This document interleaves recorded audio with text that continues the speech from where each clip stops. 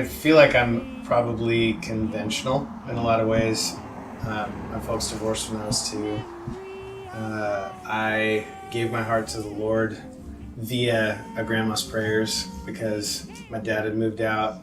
My mom was working a lot of late nights, and I knew that there was good and evil because I knew that I'd lost my dad, and that was bad because when they divorced, I didn't really see him.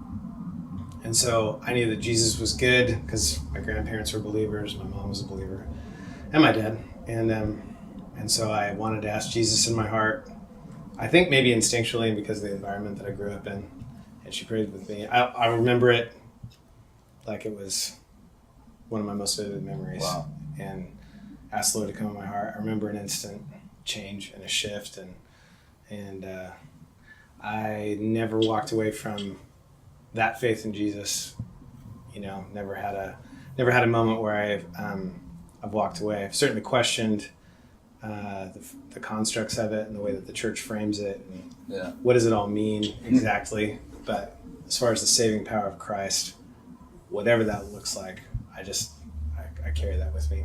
42 years old now, so what has it been, like 38 years, you know? But I've given myself to that and not really wanted to look back. That's awesome. What about you?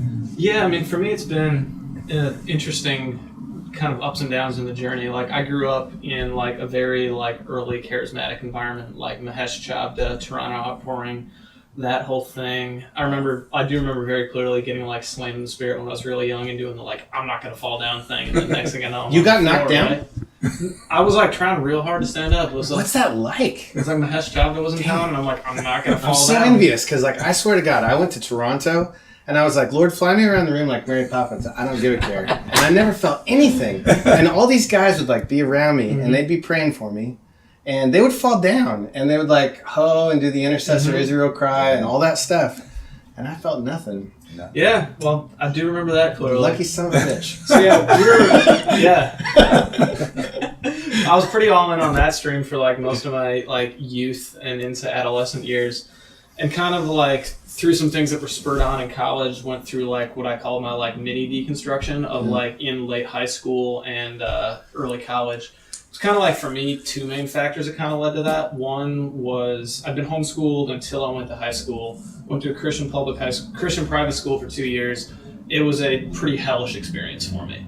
Everything that I experienced and encountered there from the student body felt very contradictory to what I felt like I knew of the way of Christ and like what I experienced, what I've been brought up in. The other 2 factors were I discovered secular music for the first time and had this big, cheers to that. Exactly. Had this huge dissonance with like the church and most of my church community. I'm like, only listen to Audio Adrenaline, right? And like DC Talk, not to rag on them, but like I'm thinking like, man, U2, the Beatles, and like, oh, that's a devil. You can't listen to that. You got to listen to like this stuff. I'm like, well, Audio Adrenaline's fine, but like they're not the Beatles or the Stones or U2. And then at the same time, 2 of my best friends were like die-hard OPC Calvinists, like all the points. And like in high school, they took it upon themselves to like beat me over the head with the Bible with that and like make sure I was saved and one of the elect because I spoke in tongues and like had fallen down once. I'm so envious. That's amazing. Yeah. So like all of that kind of conspired. And then I went to a public high school. My last 2 years of high school was amazing. Like complete contradictory experience with all these like heathen kids. And I just had this like really great experience where I felt accepted and known and loved. So kind of after high school, just was like, basically like, screw it. I believe that God's real, but I can't do this, especially if God is this angry asshole that my Calvinist friends are telling me he is. The experiences I've had must not have anything to do with the God of the Bible. Kind of had this like mini deconstruction, went off, played in a band, ended up at like a Bethel conference that kind of like brought me back into the fold, and had some really cool and powerful experiences there. Went out to Bethel and like had some really great experiences there with Bethel and some other like kind of big church movements. And shortly after I left Reading, went on what I would call like my kind of full deconstruction, spurred on by like Science Mike's story on the Pete Holmes podcast, as it was for so many people. And kind of just went through this place of really questioning everything. There were some moments where like I didn't even know if I believed in any kind of a God anymore. I didn't know if I like could even interact with the Bible or go to church at all. Pretty much stopped going to church and really haven't since. So I'm at this kind of like interesting place where right now myself, I still find like the Jesus story and like the way of being in the world that Jesus talked about like incredibly compelling. And, when I try to just read, especially like some of the gospel stories with as little pretense or baggage as possible, Jesus looks like a badass to me. He's like, kicking over the tables in the temple and, calling the Pharisees the equivalent of motherfuckers. I mean, like, from what I hear, that's the like weight that brood of vipers carry. Yeah. So I'm like, but at this place where I feel a lot of dissonance with what modern American Christianity's become, seeing so much like experiencing some spiritual abuse from leadership in my own life that was pretty traumatic, watching some of my friends go through some even more intense spiritual abuse, watching some of my LGBTQ friends be like flat out ostracized and not even given a space to process through anything about their life, and told what they view as this core identity of who they are is just makes them less than or unworthy. So just kind of this interesting place I find myself in where I still, like, I hesitate to even call myself a Christian because there's so much baggage associated with that word that, like, if I say I'm a Christian to an average person outside the church, it immediately brings up, like, Falwell, Graham, and being a Trump supporter. Mm-hmm. And I don't want anything to do with that world, but then, like, personally I still find, the Jesus story and the kind of, like, way of being he talked about being in the world, the kind of service he talked about, like, incredibly compelling, but want to throw up when I think about the amount of prophetic voices that endorsed 45, and when I think about the ugly way that like money and religion have been merged together in some of these prosperity gospel movements and neo-prosperity gospel movements. So I'm at a weird place, and at the same time, like, a lot of my professional life is largely due to, helping a handful of movements and authors and voices become a lot more influential and famous, and kind of cut my teeth making some worship leaders famous. And that's kind of like led me into the work that I'm doing today. So I'm in this conflicted place about it, if I'm honest. Well, that's awesome. Well, I think it's cool too, like, just hearing where both y'all are. And like you said, you've kind of been in this place where you've never really left it. It's just, you're in a place where you've kind of been up and down. Yeah. And it's like, I kind of like relate to you almost like it's almost like if you're in an abusive family, it's like you just kind of want to get out of the house. And like, man, I just don't want to get beat on anymore. And it's like you want to get out, but it's like the family of God is all about a family. Yeah. So it's this weird, like, I feel more as a family away from a family, but I need a family. And and I feel like, what you're saying too is almost like the Lord's kind of even allowed you to have a safe, like, people in your life where there's room for the discussion, there's room for the doubt, there's room for the fear, there's room for the healing process, and it's not really in the conventional walls of a church. For real. I mean, I don't know that any of us have ever not struggled with the church. Like, even I should say this, like, I don't trust anybody that doesn't walk with a limp, right? That's that old Jacob Russell's the angel thing. I mean, I never doubted my belief in Jesus, but I've been kicked out of a couple of churches. I've been handed over to Satan in a public display of church discipline for a divorce. I've been, I've seen many friends just like Dave get ostracized from the church just for, moral choices that they made that were unacceptable to the local body. I don't know. I think probably if I was to look at it, I've never doubted Jesus, but I doubt Paul. If I'm going to look at, like, who do I actually look to, I look at Jesus and whatever was documented about the things that he says. And then if I'm going to look for an interpretation on Jesus and what he meant, I'm going to look to the disciples that actually walked with him and documented his life and what they had to say about his life. And then maybe I'll look to Paul. But for whatever reason, I feel like Paul is almost the fourth member of the Trinity, or maybe even a member of the Trinity that usurps Jesus' voice. When, like, we look to Paul to interpret what Jesus said and not the other way around. And that's, I'm not trying to rag on Paul, but getting handed over to Satan happened to a kid who was sleeping with his stepmom, according to the Pauline story, right?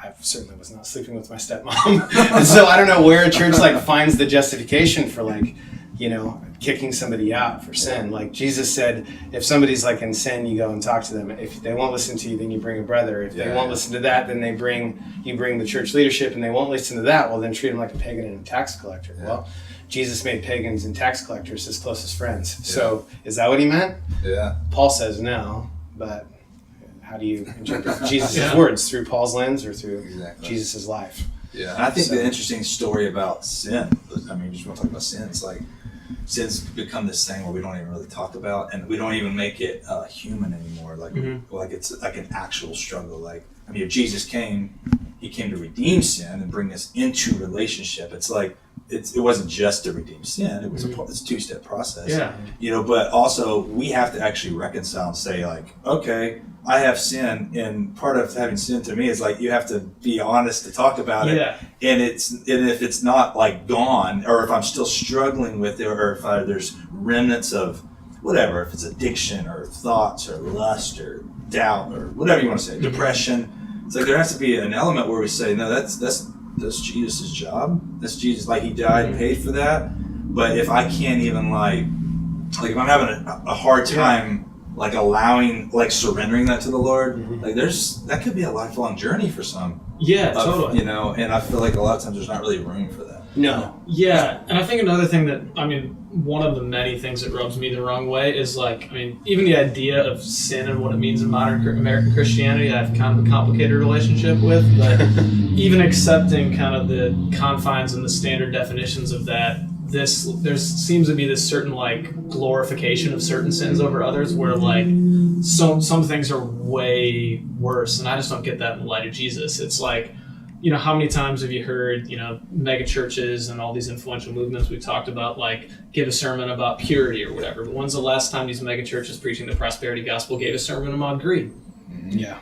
You know, and is like, even if you're going to think that, you know, being gay is a sin, which is an open question for me and kind of a complicated one, but like, is that any worse than greed and gluttony? Yeah.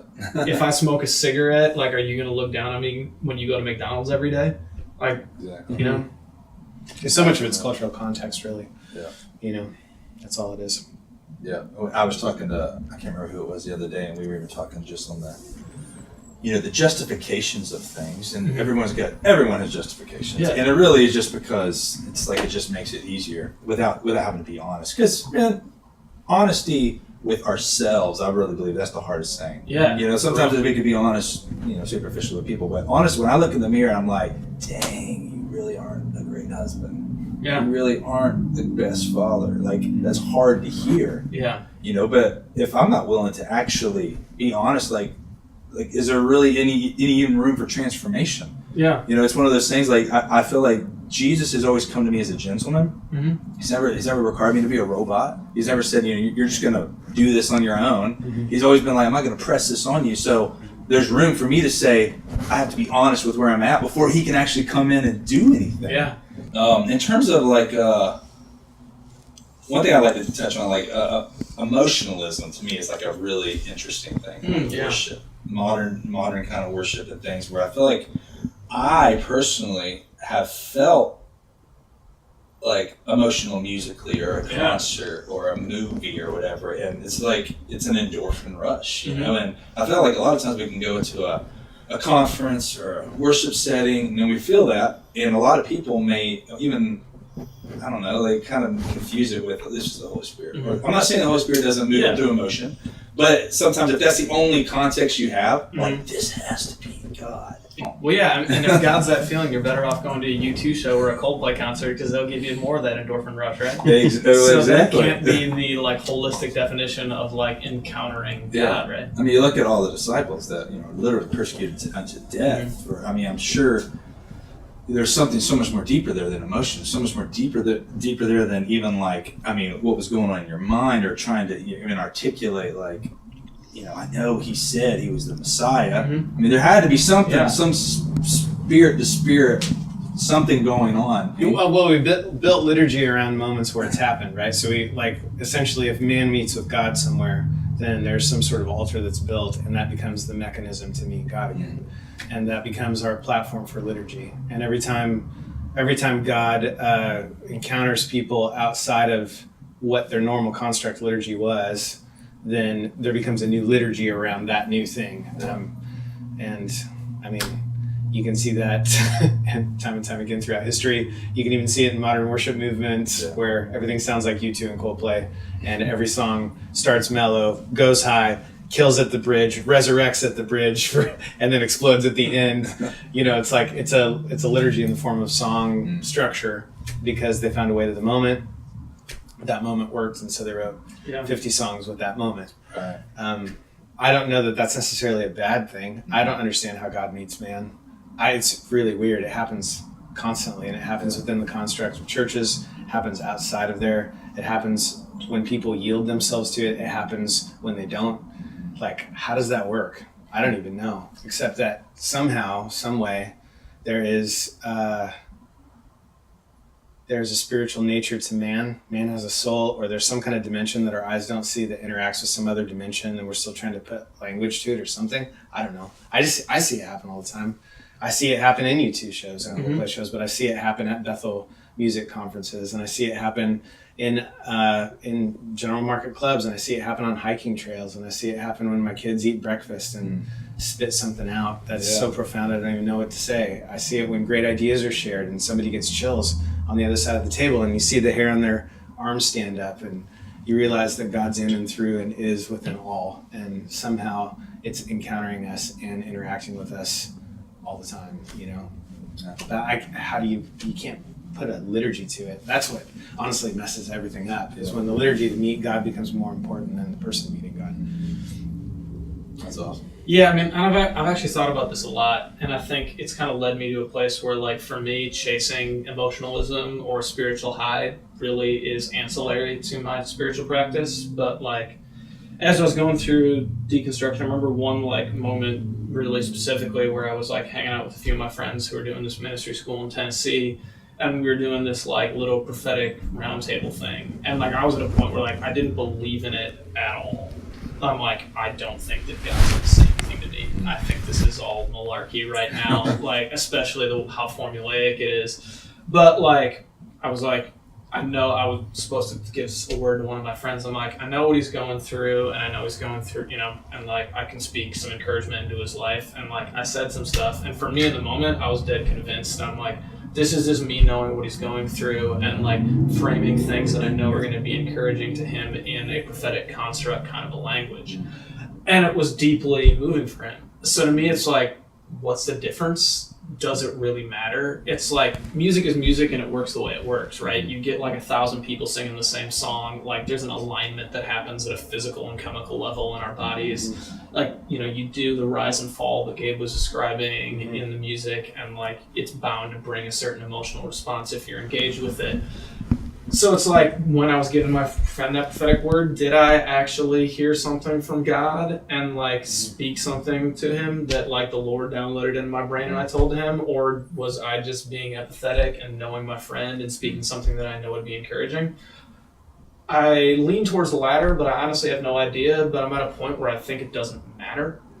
Like, whether or not, like, God downloaded something into my brain or I was just being encouraging to my friend, it doesn't really matter, because he had an encouraging moment that helped him with what he was going through. And I think a lot of that same stuff kind of applies to, worship music and liturgy, that, like you were saying, sometimes we overcomplicate it. And, like, I know for me, it's just, for kind of that whole reason and struggle, that's not something I chase anymore. I have very little certainty at all. I do believe that the divine interacts with our universe and, our plane of existence and consciousness in ways that we don't understand and might call miraculous. But, I don't try to chase any certainty on that anymore, whether that's like liturgy or what happens when we die. Because again, like, when I look at, the life of Jesus in particular, what is kind of the main note to me is more about, like, a life of service and, like, laying yourself down for the other, making the world a tangible, better place in the actual here and now. I don't see this huge emphasis on, like, these corporate emotional moments, or honestly even in the life of Jesus, like, what even happens after we die. It's very tangible in the here and now. So I've just kind of come to a place where I honestly have no idea about the vast majority of that. I've kind of kicked my addiction to certainty, which was a hard and arduous process, and there was a detox from that for sure. Mm-hmm. And I'm just at a place where I'm trying to walk out the way of being in the world that Jesus talked about as much as I can, and fuck up all the time, but just trying to be honest with that and live that and let the rest take care of itself. So if I'm certain of anything, I think there's one thing I am certain about, that God meets people through love. There is no love in what we would call the kingdom of darkness. It doesn't exist. The kingdom of darkness is obviously a metaphor that we use for things that aren't love, right? There is Lucifer or Satan or whatever that, you can call that thing many different things, right? But the Christian construct of evil is embodied by Satan. There is no love in his kingdom. It does not seek to serve others. It seeks to only serve oneself. And it doesn't even really love oneself. It just prefers oneself over others. But love is the way in which the divine always interacts. I think that's probably the one thing I can be certain of, is love. God is love. That's it. And when we love each other and we prefer each other and we serve each other, that's a gesture of love. And that is the one way that God always encounters. Always. That's awesome.